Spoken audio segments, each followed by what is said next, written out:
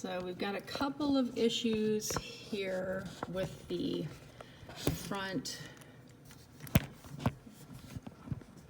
and it looks like you probably are going to need to have somebody clean this on a regular basis because it's very, very thick. I don't know if you can tell, but and it's real like oily. So I'm gonna go ahead and clean this up, but this is definitely not breathing in any way, so that's probably causing a lot of that heat.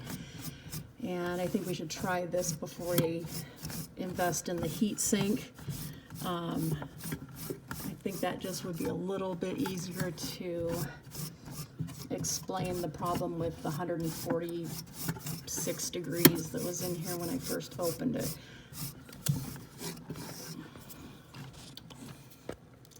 And then our other issue is this, which is corrosion.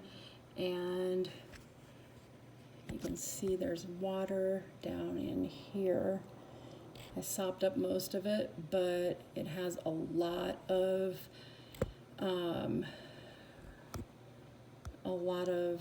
metal flake in it, and that's really not good. So there's no leaks in it right now. The whole thing, though, you can tell is just rust waiting to bust through. So that's going to need to be fixed. And like I said, it may not take very long for it to rust all the way through.